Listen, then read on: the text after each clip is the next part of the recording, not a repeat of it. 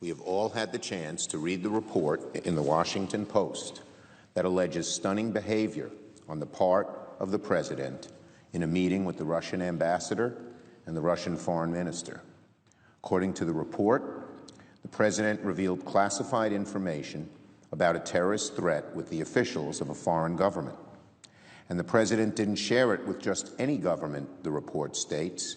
He shared it with Russia's government, a global adversary that has violated the sovereignty of peaceful nations, propped up dictators and human rights abusers, including Iran and Syria, and has been widely proven to have interfered in our elections and the elections of our allies in Europe. If this report is indeed true, it would mean that the President may have badly damaged our national security, nothing less, and in several ways. First, if accurate, a disclosure of this type could threaten the United States' relationships with allies who provide us with vital intelligence and could result in the loss of this specific intelligence source. We rely on intelligence from our allies to keep America safe. America can't have eyes and ears everywhere. If our allies abroad can't trust us to keep sensitive information close to the vest, they may no longer share it with us. That undermines key relationships and, even more importantly, makes us less safe. Second, if accurate, such a disclosure could damage our interests in the Middle East. We do not collaborate with Russia in Syria or elsewhere in the Middle East for the simple fact we have diverging interests. Russia, for example, has worked with Iran to prop up the brutal Assad regime. Sharing vital intelligence with Russian officials could allow the Russians to pursue or even possibly eliminate the source or figure out how the ally conducts operations, including against any against Russia or Russia's allies in the region. And third, if the report is true, the President's alleged carelessness with classified information will further damage the relationship between the White House and the intelligence community, an essential relationship for the security of America. The intelligence community needs to be able to trust the President, trust that he will treat classified information with caution, with care. Our intelligence professionals, many of them put their lives on the line every day to acquire information that is critical to our national security, that is critical to keeping Americans safe. They've done a very good job.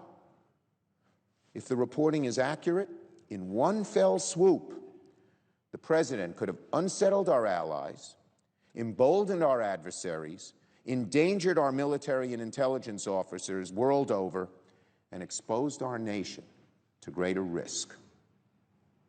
Given the gravity of the matter, we need to be able to quickly assess whether or not this report is true and what exactly was said.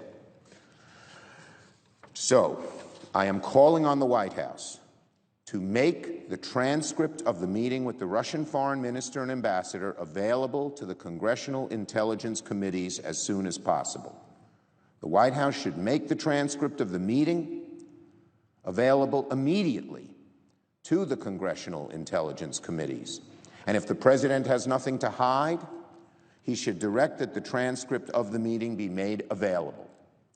The members who sit on those committees have the necessary clearances to review the transcript and any related summary of the President's meeting with the Russians. I agree with the senior senator from Maine that this briefing should happen immediately. Those committees would be able to help establish the facts before we grapple with the potential consequences. Last night, the administration issued several overlapping denials. Some questioned the overall veracity of the account. Some took pains to specifically deny certain accusations, but others did not.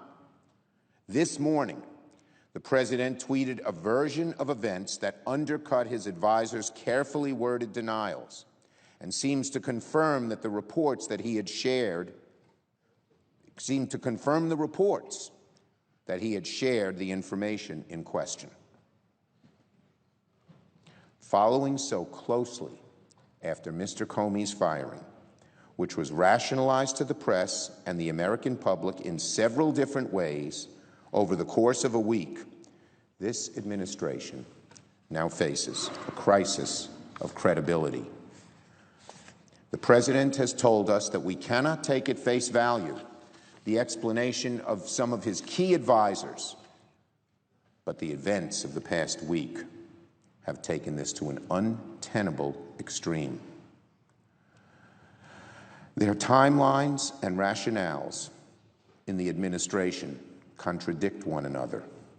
The truth, as it were, sits atop shifting sands in this administration. We need the transcripts to see exactly what the President said, given the conflicting reports from the people in the room.